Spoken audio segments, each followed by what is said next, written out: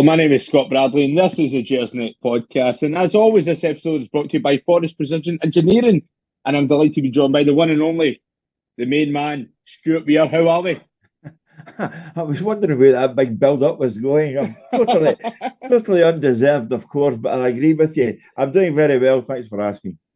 And the main man, the one and only, honest to God, my favourite guy on Gersnet. How do we describe him? Alex Anderson. I think he loves James Tavernier more than me. Alex, how are we, mate? No bad. I bet you say that to all the boys, don't you? Aye. Because I just heard you doing it 2 seconds ago. Aye, that's He's got it in a loop. He's got it in a loop.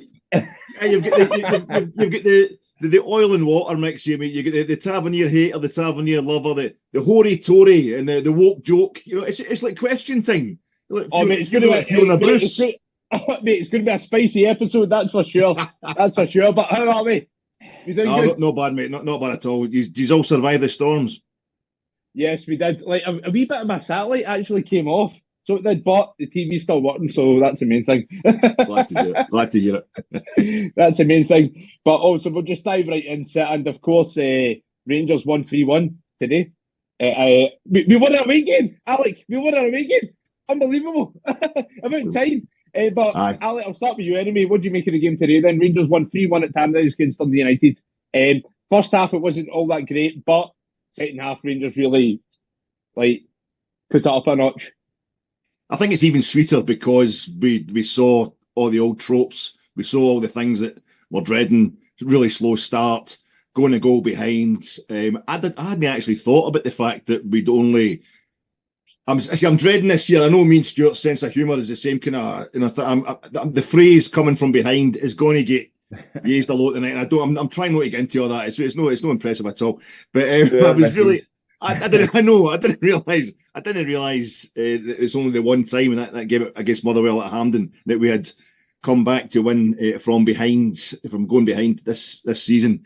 But to see us starting off so badly, defensive car crash for the goal we conceded, injuries, etc., and then completely turn it around and end up you're sitting there just really enjoying the football we were playing. I think it's nice to have faced up to all those problems and overcome them. We didn't just turn up the day we're in a great mood or something. Dundee United weren't fancying it and we just went out there and it was a coast.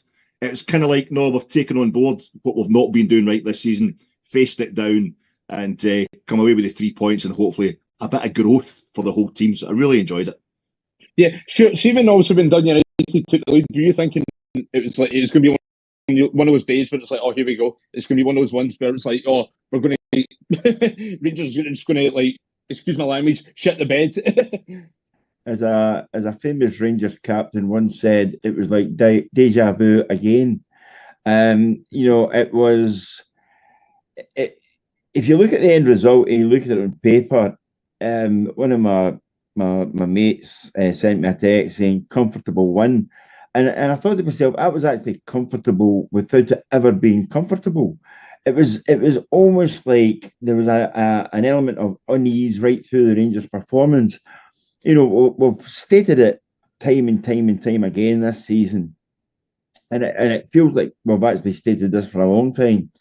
You cannot go a goal behind against anyone. It makes it difficult for you. And the way Rangers have been playing at times, it makes it doubly difficult. They got back into the game with a goal, which I have to say no one saw coming. A good strike. Keeper got a bit of a hand on it, was never going to stop it, but it was an unexpected goal at maybe an unexpected time. And it put Rangers back into the game. But it was a 3 points well deserved. I think Rangers over the piece were the better side, but without being totally dominant and without being comfortable at any time. I think they gave themselves too many bomb scares. I mean, set pieces defensively, we are all over the place. You know, it doesn't matter if it's a free kick or a corner kick, a long throw in today, and they still couldn't,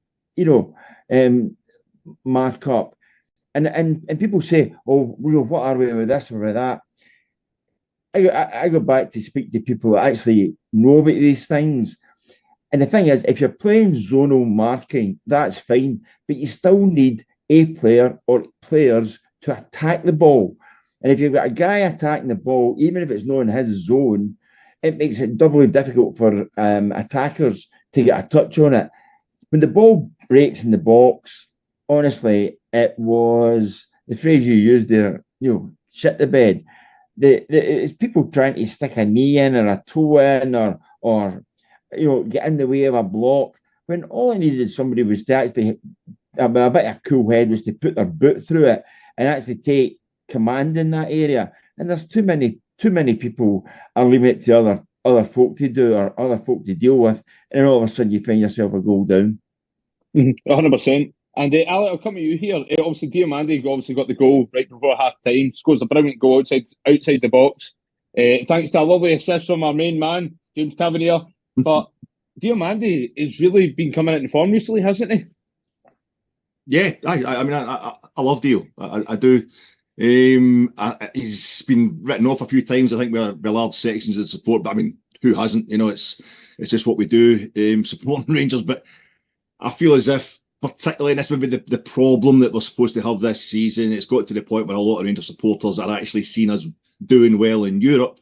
Has been a bit of a pain in the. I don't know how to factor that in, because we're so bad away from home domestically that I almost don't want us to do well away from home in Europe, because it kind of mucks up my arguments. There's something weird going on here, and it's been boiled down to the fact that we love playing against big teams when there's no pressure on us. But I think Diomande maybe sums that up for a lot of people in the way that he's utterly fantastic in Nice and in Piraeus, Malmo. These kind of players is tremendous away from home in Europe. But I've always liked his attitude, and I've noticed this it's a big thing today. I noticed that last season we're losing at Parkhead, we're losing the Scottish Cup final, we're losing these games, so we're not patting ourselves in the back. But within that, you're looking for the germs of anything positive. And I thought Diomande, when I'm getting myself sent off today, I saw wee bits of that at Hampden in the Scottish Cup final. Dujon Sterling got a booking that was outrageous. I think Dio got away with stuff because he was having a lash out at folks at the end of the game. He hates it. He hates losing. But I think Tav gets slated for no being kind of demonstrative enough in his will to win. A lot of people want to see that packaged up as square going folk, etc., which is no use to anybody these days. But I think you actually see that from Diomande, that kind of aggression at times. It's built like an X-ray, but he hates losing. But the goal he scored today, after the goal itself, along that we conceded, we throw into the box, we just get out-muscled. And we've got a defence that's constantly changing just now. It comes from a long ball forward from United, which I thought if Enciala's supposed to go for it, doesn't he know today, because he's just a young boy who's just come into the team. Popper goes out, doesn't do it properly. Tav's got to hoof it out. And then it's like Dalby's like a washing machine in there, stirring it all up. He basically puts Popper on the deck. Enciala follows him. We've got a goalkeeper who's playing a different central defence. We've got different goalkeepers every week as well these days. So there's a lot of stuff to be factored in there. But we get Diomande, he gets that foul. The third time he'd been kicked in the game in the 22nd minute, right in front of the referee. Again, it's no a booking for Dundee United. And he says, I've fucking had enough of this. Excuse my language. Yeah. He's done with it. And he just goes, he takes retribution. Classic old Warhorse Rangers style, a 20-year-old fella doing that. He kicks the guy that kicked him. And to be fair, he took it. It's like, I was owed that. And he just powers forward. And they went, and Stewart's spot on so many times since we come back into top flight, even under Gerrard, we've equalised in games where we've started badly, but the undertow of how badly we started sucks us back in, and we end up losing the game or only drawing. When we got that goal out of nothing today, we piled on after it. It wasn't a tidy game where Ropey's in at the back all the time, but going forward at times we were sensational.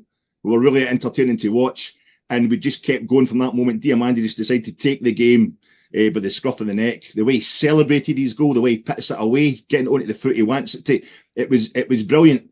And it ends up with him getting sent off at the end of the game because they're still kicking him, Dundee United, because they hate him because of what he's done to them. He turned it round single-handedly. If anybody could be told to have turned it round single-handedly, but I thought the goal just summed up his influence in his peak domestic performance, I thought. 100%. And you can see, obviously, Thursday night, how much Rangers obviously missed Diomande in that midfield. And he's very young, but you can tell how much he's evolved as a footballer as well. Like just like how he's adapted to obviously playing for Rangers. But I'll touch on this as well. Obviously, proper when he obviously get the second goal, Stuart. That basically sealed the deal where Rangers got the 3 points. But I want to touch on Hadji set him up. But I want to touch on Hadji as well. Like Hadji, obviously his contract's up at the end of the season. It's a quite a messy situation. So it is, but it's like Hadji's been brilliant since he came back into the team. But obviously there's a camp where it's like, no, like just let him let him go. We can use that money elsewhere. But sure, what would you do if you were in obviously in that situation? Would you keep Hadji or would you want to get rid of him? Given the past experiences of Rangers in the last 5-10 years, you make that decision. If you make the decision to let him go, first of all, who do you bring in? And secondly, you're bringing somebody in to start from scratch again. That bit of it, I just can't get my head around. I'll have to say this about Hadji. Even though his contract is up at the end of the season, he's not playing like a guy whose contract's up at the end of the season. He's shown a hell of a lot more about him than some players of late who knew they were going to be leaving in the summer. Whether he's playing to be kept on, or whether he's playing for personal pride, or whether he's playing to cut a new DVD of his greatest hits, I'm not quite sure. But he's putting the effort in, and it's like, you know, it's good to see. You touched upon, Alex was talking about Diamandi there. He's a completely different player playing in a completely different position. But there are so many things I would liken him to being like Thomas Buffel when he played with Rangers. That fans were completely divided whether he was a player or not a player, what games he performed in, whether he had the fight or the stomach for certain matches. And I think Diamandi's a wee bit like that. He really divides the opinions, and he really, at times he looks a great player, one you could almost build a team around, and others you think to yourself, you know, what in God's name is he actually doing here? The other guy you mentioned earlier there was Proper. And I joked earlier on, he jumps as if he's wearing Adidas Jacques Cousteau diving boots. He does not get up any height at all. And even shorter players give themselves a presence in the box. He's got the height and he should have the ability. For me, he is not what I would describe as a commanding defender. He's more a nuisance than anything else. Hence the reason why I think teams target him, or even if they don't target him, if you're up against him, you fancy your chances against him. He's not going to suddenly do something like hit you with a forearm smash in the back of the head or put his head right through you. He's too, how can I describe it, nice to be a central defender. You know, the late great Doug Bailey always said he would judge a centre back because he had a permanently broken nose and wore somebody else's teeth. And I'm not saying that that's a kind of line you want to go down, but you need somebody with a bit of physicality in there. And you're also looking for somebody to step up. If you're the senior partner in your double centre-back positions, you're looking at the senior partner to step up and pull the young guy with you, not the opposite way about. And that's the way it has appeared with Rangers in recent games. Oh, 100%. And Alec, I'll come to you with this. Big Dessers, he's a total enigma. The most frustrating footballer that I've ever watched in my life, right? And of course, he scored a brilliant goal today. It was fantastic. Scored a brilliant goal against Manchester United on Thursday night, and 18 goals. Sell him for £18 million. Then let's see how much you get for him. 18 goals that he scored this season. Once I heard that stat, I was blown away by it. I was like, really, 18 goals, Dessers? But it just kind of like sums him up. But Alec, I know you've been a staunch defender of Dessers, but what's your thoughts in his recent form? I don't know if it's staunch defender. It's more like the way the whole season's been gone, Scott. It's a kind of, this is kind of what's supposed to happen. We're supposed to have somebody who's frustrating the hell out of us, but still getting the numbers. It's supposed to be a rebuild season. This is what it looks like, and I don't know a lot of time if we can take that. We're expecting to see Ali McCoist or even Chris Boyd against everybody other than Celtic and in Europe. It's that kind of guy we're looking for, and he's never going to be that in many ways. But there was talk about, I saw various people saying the manager seems to have realised they can't rely on Dessers, when it got to kind of October, November time. And I thought the manager always knew he couldn't rely on Dessers. He just didn't have anybody else. Egeman wasn't ready yet, and Danilo, as usual, was injured. It's the same. I'm criticising my defence today. It was an absolute car crash, but that's heavily caveated with the fact that we don't have John Souttar, we don't have Dujon Sterling, Casa and Weirdo's a distant memory now. These guys, they have the physicality and the presence, and there's still the mistakes in them as well. But it would have been a lot better. I think Dessers, I have been watching his numbers. That's something. You get 3 in the Scottish Cup last week, and all we talk about is the miss. He scored my first goal for a set piece for like a decade straight after his miss. And I think that kind of sums up the attitude towards him. He then scores an absolute peachy finish in the last minute. I know it's against Fraserburgh. I know it's Highland League, but that's been more problem all season. We can't put away the wee teams. He gets a hat-trick, and all anybody's talking about is the big miss that he had and a 5-0 win. Didn't cost us in any way, that miss. It's what we want, perfection instead of any kind of progression or getting us towards the result. And Dessers, I think there's also became a thing. Egeman is just different level for Dessers. He's just different. We should just bin Dessers now. You saw the day what happens was Egeman and Dessers as opposed to Egeman or Dessers. And we got a wee taste it on Thursday night at fucking Old Trafford as well against Manchester United. It's a different game. He had no right whatsoever to hit that ball with his left foot today. He shouldn't have scored that with his left foot. That should be right foot into that corner, or it should be left foot into the bottom corner, the goalkeeper's near post. But that was a ridiculous finish, and it's first time because him and Egeman have an understanding. It's a guy that he's got a 20 goal a season kind of player. We get told before he arrived he'd have big misses and then he'd have hot streaks. He's got 3 goals in the Scottish Cup already. He's 3 goals in the Scottish League Cup. 3 goals in Europe he's got for us now. This in 2 different competitions, all vital goals away from home against top opposition, and then he's out the day and he's topped up his league tally. It's same as he did last season. And it's like, if we didn't have Dessers this season, in that early part of the season, we'd have had nothing up front at all whatsoever. We get really the misses that he has, the times he doesn't hit the ball first time, the times he's no able to come back and play deep in the way Egeman is. So we're remembering all that kind of stuff, but completely forgetting, I think, the goals that he scored. But now he's got somebody else he can play alongside to do that. I thought they looked really potent today. Revolutionary, isn't it? Egeman sitting deeper. Revolutionary. Sorry? It's revolutionary. Rangers playing with 2 strikers. Who would have thought it? Everybody seemed to think it was 4-4-2 today, just because we had 2 strikers or so. I used to it, but Egeman's sitting in deep. But they're overlapping. Bajrami's eventually coming in as well into the box. We just looked really, really fluid once we'd sorted it all out in the first half. Maybe that was the thing. Maybe he actually needs support and runners from midfield. Maybe he isn't actually the problem. I still think that a clock, even a broken clock's right twice a day, and nothing's got to convince me that this guy is. I mean, I'd love to know what the commission was in doing the DVD for him. Because I know he scored the goals and he's hitting the numbers, but I am unconvinced. He scored at Old Trafford, absolutely great goal. Scored today, good finish. It's the only place he can put the ball, to be honest, I think, and he hits his target.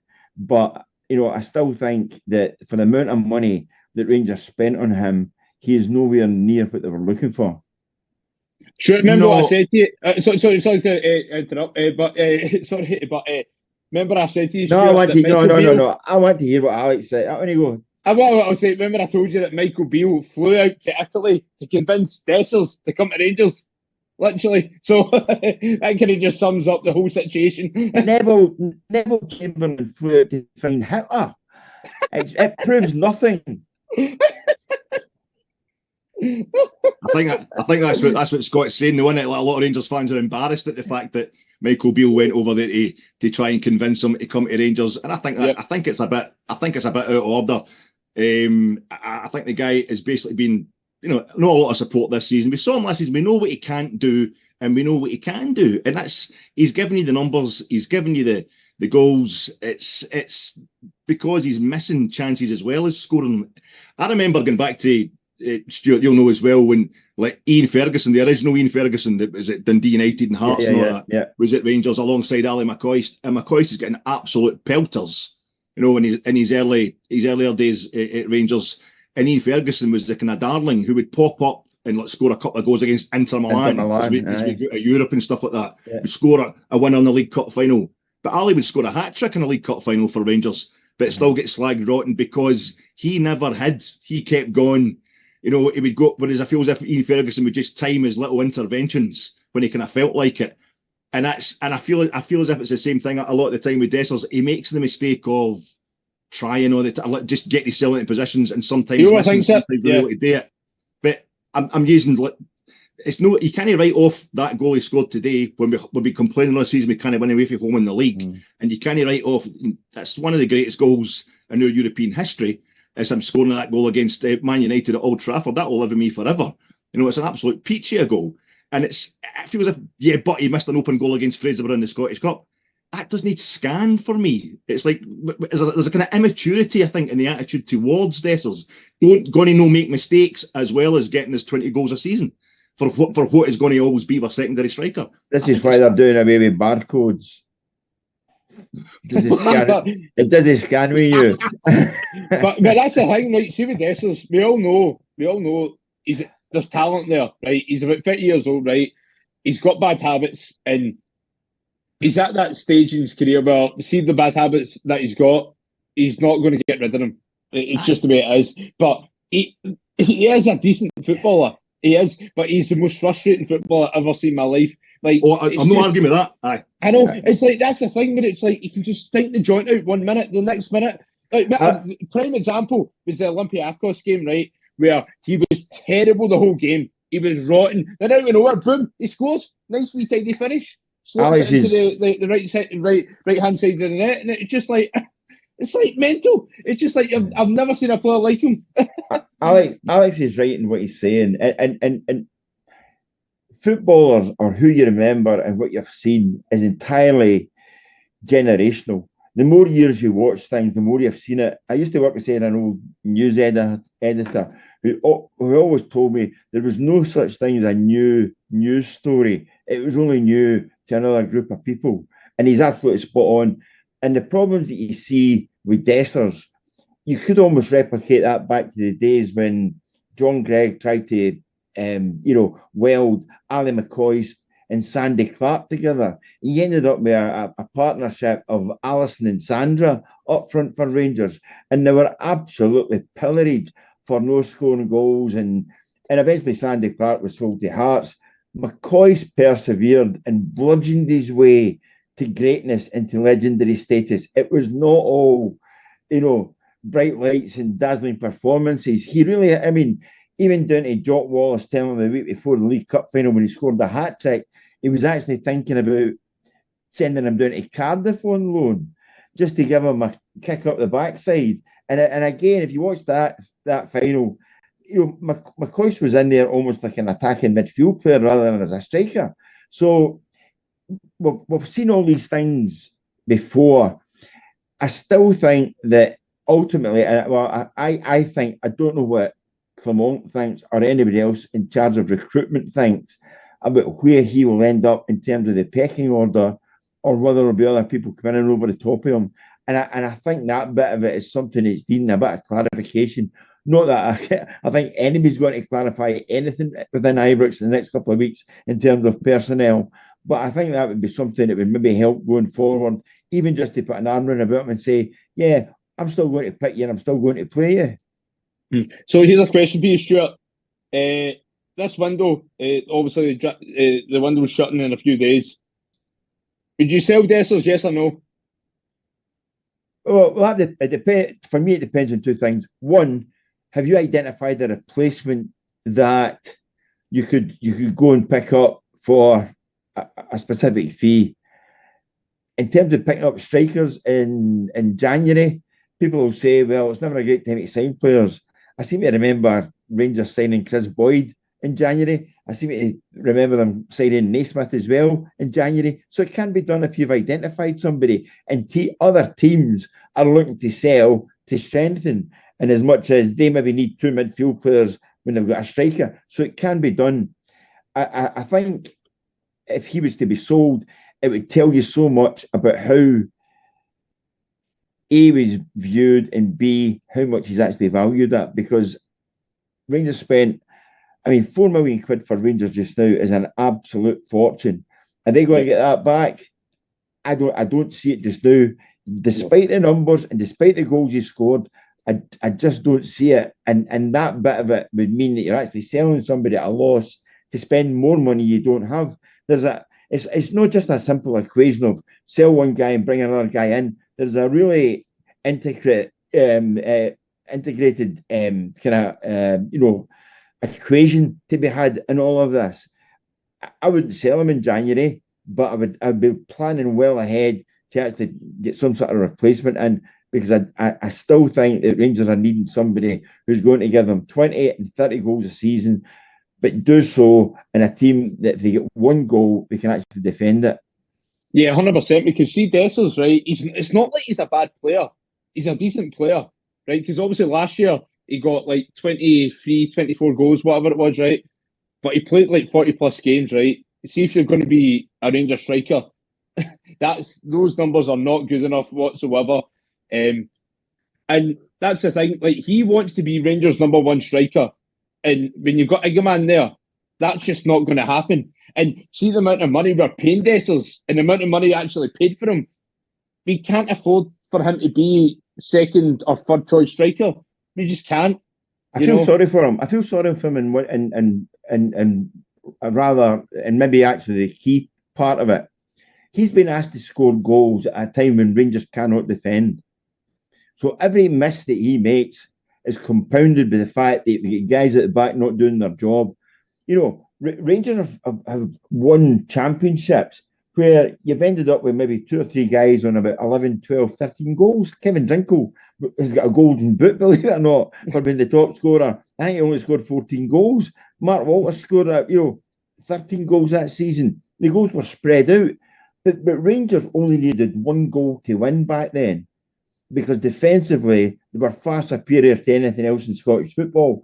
That is not the case just now. And to be honest, I think Dessers has been pilloried a wee bit, even by the likes of me. But I think you should identify maybe the bigger picture, and that is the fact that we cannot defend. Yeah, 100%. The players in around him as well in attack, Stuart. He's a kind of a poor man's Alan McCoy. Maybe a slight improvement in Chris Boyd in terms of Europe, but no in terms of goal scoring in the league. But he's not getting that. We've seen that when the ball gets pulled back for the byline, he's your classic poacher come striker. But that's not the way we've been playing to him all season. He's been asked to lead the line, and he's certainly not a Mark Hateley or anything like that. So there's also, you're actually right what you're saying, and it's not just the defence. I would say what's going on behind him that's constantly changing over the 2 seasons he's been here. Isn't he help what's going on around him? Sorry, in an attacking sense, his assists as well. But I would keep him. Not taking away, I would as well, but not taking away at a tangent. If you look at how a player plays in certain circumstances, and you look at how he plays to his strengths with strong players around about him. Look at the guy at Nottingham Forest. Look at Wood. The ball's going to get 2 guys bombing down the outside and putting the ball into the box for him, and he's scoring goals aplenty. He's holding play up because it suits his style. They've taken him he was at Burnley and umpteen other places where it didn't suit his style, and he looked like a fish out of water. So maybe there's a player in there that we just haven't seen, simply because they're not playing to his strengths and they're making it up as they go along.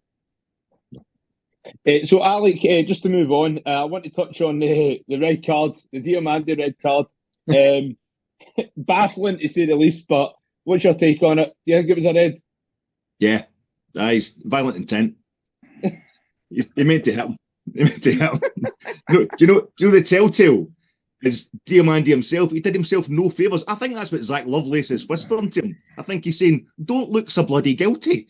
He's just away totally sheepish. I don't know the rules, mate. That's the thing. That's the problem. See any incident like this, I think we all pile in there with our opinions. You guys maybe know better than me. I need to look up the referee's manual. We all just like, that looks, he's hardly touched him. He's barely touched his beard. That guy's twice the size of Diamande. Diamandi was getting kicked all over the place all day today. He hit the post to stop us. It nearly put us up 4-1, and then he get hit in the back, a high ball, a bit harder than he needed to be, and then he get booted again right in front of Walsh, and Walsh does nothing. And he got pushed as well. And then it's our free kick. It's a brutal free kick on Dessers. Yeah. It's a brutal. The guy just swipes the legs for Dessers, and the ball's it's our ball. So he's just trying to get a hold of it. And Holt, who thinks he's scored an own goal, and is totally raging, and he's twice the size. That he's in there with it pushing him. And like, I'm trying to get the ball here, and he's just turned round. I think he could have construed it as if like Holt's going to push him like kind of chest height. I'm trying to just swipe your arm away to stop it. But the problem is I've seen Dio doing that. I've seen him doing it a couple of times. Like usually getting beat off Celtic, he has a swipe and he's got away with it at least once. It's not been spotted, or the referee hasn't bothered with it. But I think it's this. I think we're in the same kind of situation where it's that whole. Even when it was like, no, it's getting referred. It's an on-field referral. The referee's going to go and have a look at it. Dio, just don't go off the partner now. He's standing about going. Oh. He's in no way raging. He's in no way fuming, expecting that's a total outrage. It's just, I am still going to get sent off here because I totally took a swipe at him there. He knows what he's done. There's no contact. There's no way it's ever hurting Holt or anything like that. But I think we sometimes confuse that with the rules to the letter of the law. And I have to hold my hand up. I'm not swiping him.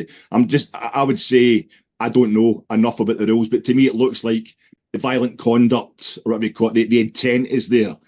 But I hope we appeal it, and I hope we maybe get it downgraded or whatever like that. But I just thought it was really funny. Just back for a European ban, and that's him straight into another domestic ban. And I must admit, I did get a bigger fright when for a second. I had no idea what had happened at first when I saw Eagleman giving it. What? And I thought, oh no, it's no Eagleman's get sent off. So at least we've got a replacement ready. Barron's a better replacement than if it had been a centre half or something that gets sent off. We're up shit creek. But I've got to admit, it was pathetic on Dundee United's part. But I think maybe the letter of the law, it probably is. I think it's one of those ones where if you show any kind of intent and lift your hands, especially with the way referees are currently, they're just looking for any excuse. I mean, I tweeted earlier on that Nick Walsh is the epitome of somebody who uses VAR as a safety net, and one or two people slightly misconstrued it. Maybe I didn't explain that enough. Nick Walsh went across and looked at the screen, not to disagree with or not to be corrected by the VAR officials. He went across there to make sure he had enough justification still to send him off. There was never any question, to my mind, or any doubt that he was going to cross there to go through, sort of do the due diligence on it and the due process on it. And he thought in his mind he was right. And unless somebody showed him something completely differently, even if they had done that, I don't think he was changing his mind. He'd made his mind up what he was going to do. And to be honest, referees like Nick Walsh today and other referees within Scottish football actually see themselves above VAR and anybody who's in the box. It's almost like a slight on them. How dare you even contradict me, or how dare you try to correct me? I'm the guy who's making the decisions. I know what I saw, so don't do that. And even when I looked at the monitor, I still knew he was going off. And I think, to be honest, as Alex was saying there, I think Diamandi knew he was going off as well. Hence the reason why it was like one of these ones he was getting shoved further and further at the back of the queue, wasn't he? When I emerged from behind Jack Butland, I thought to myself, no, this isn't looking good. He's now hiding from seeing the red card, and he's going. Lift your hands or show any intent. I think you're making it too easy for officials these days. Just briefly, Scott, Stuart's bang. I think it might have been when Walsh goes to look at Nick Walsh, and I'm kind of against and I think referees perform a kind of social purpose for Scottish society. It just lets us all hate one person. We can just hate them all, referees. I do end up feeling sorry for refs, I must admit, but no when they're refereeing against Rangers. But I thought when Walsh has gone up to the screen to have a look at it, everybody's watching the replays back on Sky, for example, and we see the angle where you see that Diamandi hardly connects with him, if he connects with Holt's face at all. But I think Nick Walsh will put as much emphasis on the angle that shows where he is standing as the referee when the incident took place, that it makes it look, well, from my position, it is clearly taking his hand to his face, and you can see why I would have thought it was a red card. Therefore, it's not a bad enough error on my part to overturn. Exactly. I don't know if that's exactly how the protocols work, but I think that's a good guess as well. You know, the word that you're using there, the protocols. The protocols don't exist in some referees' minds. They are right. They are the judge and jury, and the hangman as well. If you want, they will make their decision, and VAR and any technological help that they might have, and any second voices they hear in their heads and all the rest of it are not going to come into it. They're the final arbiter in this one, and that's why the decisions be made. And the SFA will probably come out and back the referee to the hilt, because they are basing it on what the referee thought he saw rather than what actually happened. And we slag referees because we think they're pedantic. I mean, it's actually their job to be pedantic. Rules are pedantic. But I was the same, Stuart. See, when he did that, I just thought, you just know you've got him on a technicality. Instead of refereeing it and saying, right, lads, calm down, that was stupid, nothing happened there. It was like, oh, you've raised your hands. By the letter of the law, I've got you in a red card. It was kind of, I can't wait to get to send you up. That's just me being, through the blue tinted specs.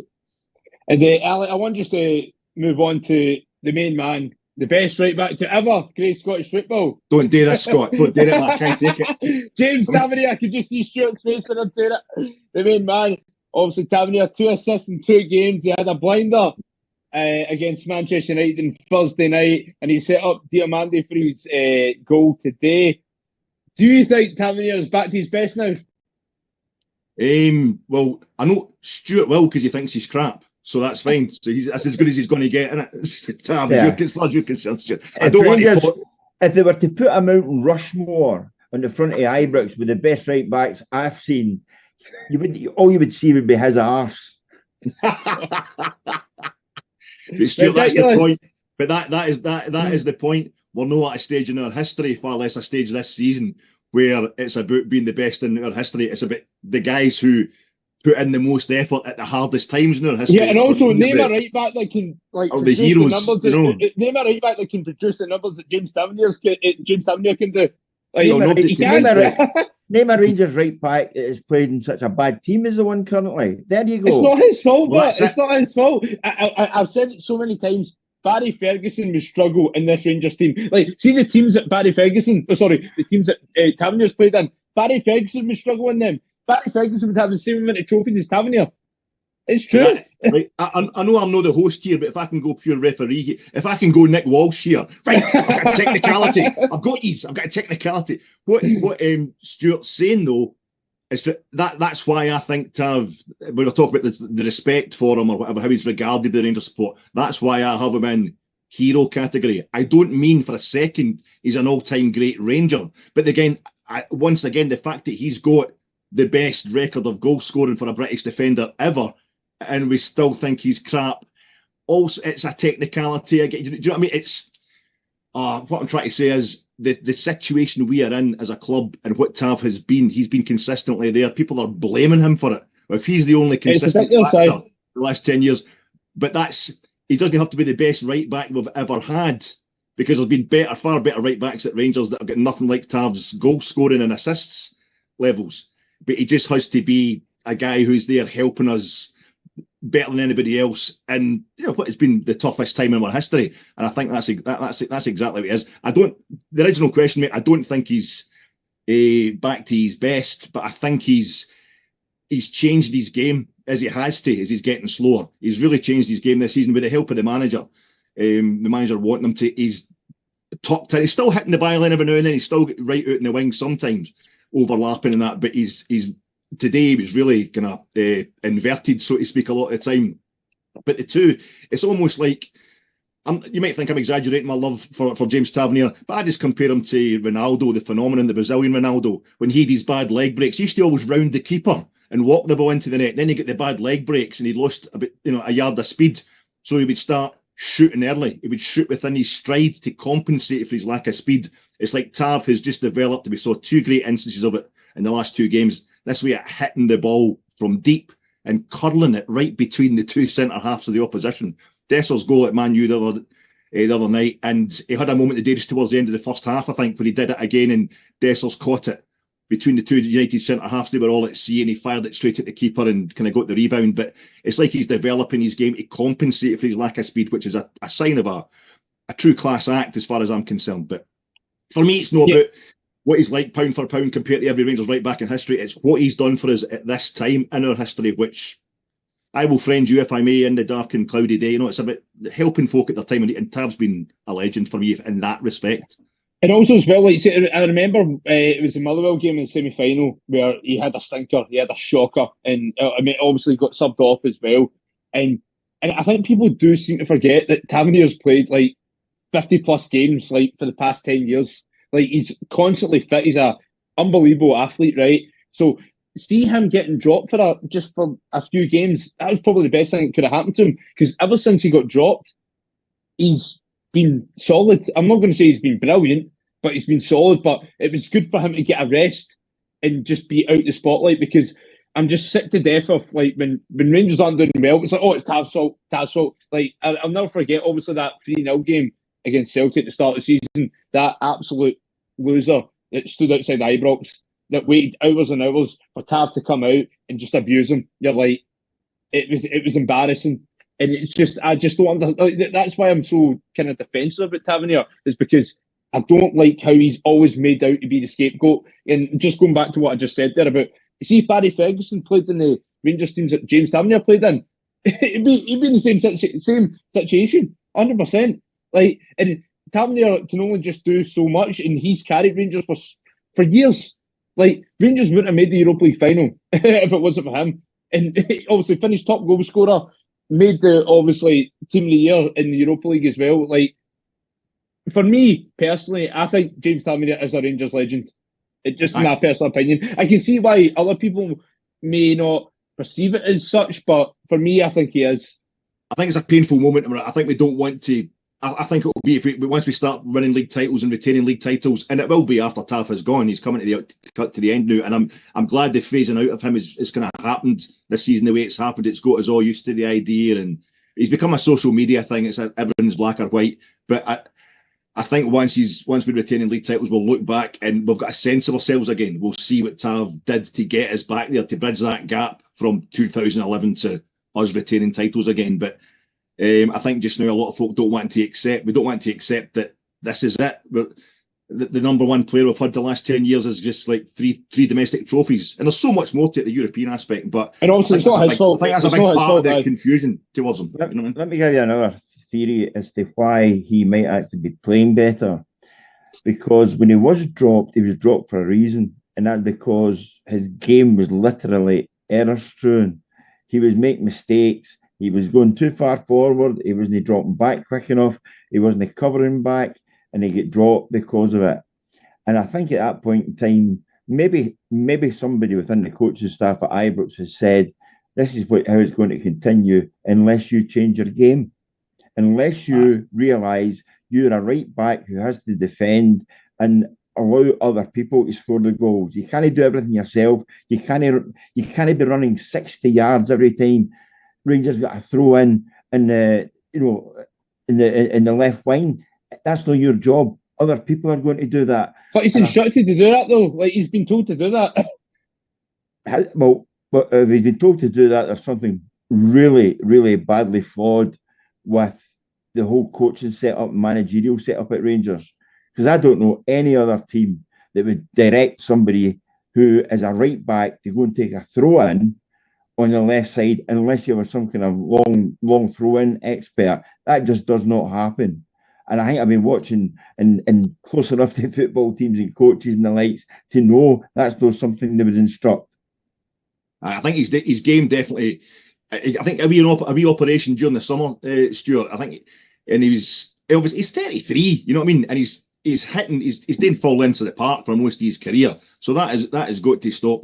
And I think I'm no for a second saying that Tav's perfect, or he's no going down hell a bit this season in terms of his input. But I think there's also a few of the things applied, the kind of criticisms applied to him.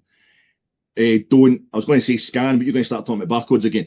It don't really work in terms of. I'm the same as I like a right back is supposed to be somebody that first and foremost is defending his post and like his near post at corners and stuff. That's not the way it's played anymore. You know, we're getting goalkeepers basically coming out to the halfway line, and they need to be good with the ball at their feet, the kind of top end of the game. And I think fullbacks are wing backs, and it's like the defending starts for them by us being in the opposition box, basically as far away from our own goal as possible. And it's the gamble that Rangers are taking in terms of trying to overload the opposition, as we've been doing since the days of Mark Warburton, when Tav arrived. I think that's.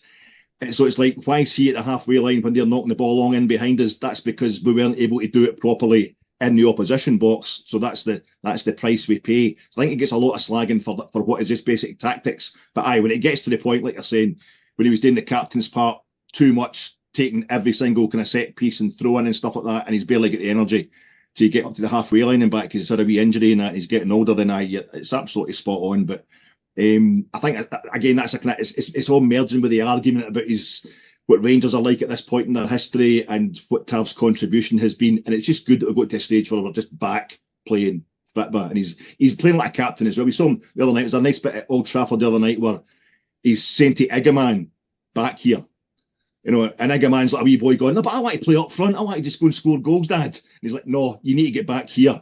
Further? No, come further. You actually, the camera's caught him. Stand right there, and 2 seconds later the ball comes into the box and Igaman, great clearance by Igaman because he's standing for Tavernier's tell him to stand. And it's wee things like that I don't think get picked up. He's a proper captain in that respect, is what I'm saying.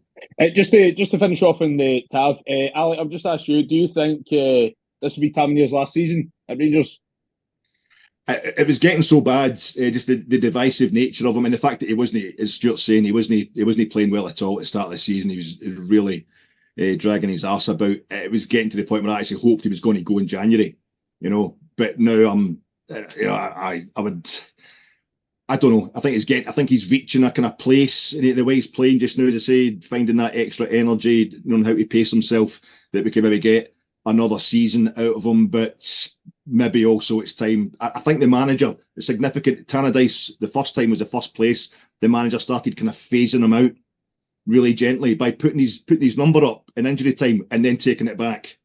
And then he took him off for like 2 minutes, 2 games later. And then he took him off for 5 minutes. The manager's kind of trying to slowly, I think, get Tav out the door. So I wouldn't be appalled if he left in the summer. But he can stay as long as he wants, as far as I'm concerned. I completely agree, mate. Completely agree. Ask me. A full-time contract. You need to be fair. You need to be fair on that, Stuart. Scott. So Stuart, I'll come with you. Also, moving on from Tav. I've seen the message. Nick Walsh. So we need to move on from Tav. So, but Stuart, I'll come to you with this. No, we don't move on until you ask me. Ask me. No, I need to. The gaffer's orders have been told to move on from Tav. So we need to move on from Tav. So Stuart, in terms of potential signings, do you think we'll sign anyone before the window shuts? Anyone else? I don't. I literally don't know. I mean, some of the names that are being hauled out, it's like playing FIFA 2018 and seeing names. Oh, he's got a good name, you know, like sort of Jimmy Thompson for somewhere. If you put an O in the end, it's you know, Jimmy O Thompson, we need to have a look at him. There's some of the names that are being dragged out. Just don't do it. Don't do the journalists any good. It's agents phoning them up saying, "Here's a player that Rangers might be interested in," without having any, you know, basis as to how Rangers might sign them, and you know, and is it going to be, you know, monopoly money or doubloons or what? I don't know. I think if Rangers had been going to do any business, significant business, they would have done so early on. And that includes sales. This selling somebody in the last 3 days or 2 days of the transfer window, then running about with your head in the fire, trying to find somebody else, just isn't good enough. As for Tavernier, Frankie's going to give me a mouthful after this. As for Tavernier, I don't care. As for Tavernier, I actually hope he does stay on after this, because if there's any success might come to Rangers in the future or in the near future, he is one that's actually deserving of it. True. You know, 100%. Yes. Does he deserve a testimonial? Absolutely, he deserves a testimonial for what he's had to put up with. Nothing more than the managers he's had to put up with. I mean, he deserves a campaign medal for that, because every other 6 months there'd be somebody else coming in and telling them something differently. So I think he probably deserves to stay on. If he keeps playing the way he's playing, he would actually be your first choice, regardless of who you would bring in, simply because his approach is now more measured. And if you want to start with him and who might replace him and all the rest of it, and you start working through the team, you suddenly realise that I don't really see there being many changes between now and the end of the January transfer window, simply because I think Rangers are still, even we're in January, and even though the manager said, "Oh, judge me in November and December, because that's when you see the best of the team," I don't think he's even able to say that, and we're moving into the end of January. So I don't see any significant changes. I'd be amazed if there was anybody big was signed, because January is not really the time to do it, even though I mentioned Boyd and Naismith and the likes in the past. So I think it'll be much the same. You get into February with what you've got. Yeah, 100%. Because obviously January, as we all know, as you said, is a very dry window. And Stewart was very clear about that. Like, Rangers would only bring in maybe one or two players. And it's good, though, with the fact that Stewart was, when he came out, in terms of Iggerman, he said that he's not for sale whatsoever unless a crazy offer came in. But so that's good, because I did have concerns before the January window about the fact that we might actually jump at a £10 million offer for Iggerman, but obviously we're not going to do that. But Alec, I'll come to you with this, so just to kind of like finish off. USG this Thursday, one more point, and then Rangers are through to the playoffs. How would you sum up this European campaign? I think it's been surprisingly good. It's kind of worked out lovely. I've been really enjoying it. I love the European stuff. I love us showing consistency in Europe. I know we should always be aiming to be in the Champions League, being Rangers and that, and getting put out by Dynamo Kiev, who are rock bottom of the Europa League now. It's quite a weird one, but that was a bit of a disappointing start. But I think the manager in his 8th away game in charge of Rangers finally succumbing to a defeat. The first out of 8 away games in charge of Rangers in Europe that he lost the other night, and to lose it, in the second minute injury time to Manchester United at Old Trafford, I think sums up how well we're doing in Europe. Really, just a beautiful competence, putting together a kind of series of competent. I know we did the Champions League group stage aberration, but we talked so much about wanting to get into the Champions League group stage, needing to do that for the first time since 2011, that we kind of forgot the achievement in the avalanche of goals we conceded in that. But it's like the best since the 60s in terms of consistently just performing to a level. You have to be, if you get into the group stage now, you're going to be in Christmas after Europe, denotation rather than the connotation of making the knockout stages. But it's we're consistently been doing that under Gerrard's, then under Gio, and now under Clement as well. And it's to see us playing so well away from home, like reversing the 4-1 defeat by Lyon by going over to Nice and beating another league side 4-1 in their patch. Great night against Spurs. And a really dramatic night against Manchester United at Old Trafford. It's been great fun, mate, and I just want it to continue. And I'm only bothered about I'm not holding out any great hope of us getting into the top 8, but just stay in the top half of the middle 16 so that we're seeded going into that draw. Because we could end up with Roma or somebody like that if things stay the way they are now. It'd be just lovely. Just keep more European games coming, Rangers. I'm really enjoying this. Oh, definitely. Stuart, what do you make of the European campaign? There hasn't been any embarrassment or aberrations.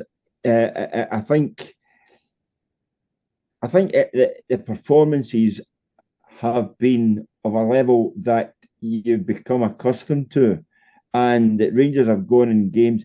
And Alex will know what I mean here. There's not the same surprises in Europe because we're awash with watching European football here, there, and everywhere. And you don't suddenly get drawn against a team and say, well, they're only for this country. And then you suddenly, once you've played them, you actually realise how good the teams are in that country. So you kind of know what the level of opposition will be. I still think Rangers are, and it's the same as decisions on the pitch. If it was a penalty, well, would you be screaming for a penalty if that was against your team? You know, that kind of level of balance. And it's the same. Understanding that there's teams out there in Europe, European football positions that don't want to play Rangers. They really want to avoid Rangers at all costs, because Rangers have this recent historic run of doing well in European competition, and nobody wants to get drawn against Rangers. I think that's the biggest compliment you can actually have, that people see you as a more dangerous opponent than what they are themselves. So I would get, if you were given marks out of 10, I would say that Rangers have done everything asked for them to end up where they are. It's a 7.5 out of 10. But if they get into the top 8, you're suddenly looking at that being a 9 or something like that, simply because it's so difficult with the quality of the teams that are actually there. And we also forget that. You forget the teams that Rangers are up against. And I think the whole format has changed in Europe, whereas you were in small groups, or if they beat us, we'll beat them at home, and that's the only team we've got to beat. Now you literally have to get a result against every team you play, home or away. And I think that has actually played to Rangers' strengths in some respects, that they can actually get results, especially on the road in Europe. Spot on. And Stuart, you're on fire as always. And thank you very much, mate. It's been an absolute pleasure. Come on, the Tav. That's it. The best right back to ever grade Scottish football. And of course, the main man, Alex Anderson, who loves Tavernier more than me.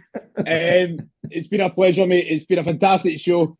And of course, we're speaking about Rangers winning a game away from home. Exactly. Away from home. Different class, Scott. Really enjoyed it. I'm glad we're in different rooms for Stuart. But else, I wouldn't get through that. My face would have been even sorer probably than big Kevin Holt's. Brilliant. So on Friday night, guys, Big Craig Ray, my main man, will be on the podcast on Friday alongside Big Alan. So obviously they'll be previewing obviously the game at the weekend. And so, guys, it's been an absolute pleasure. Until next time, take care, and we'll see you soon.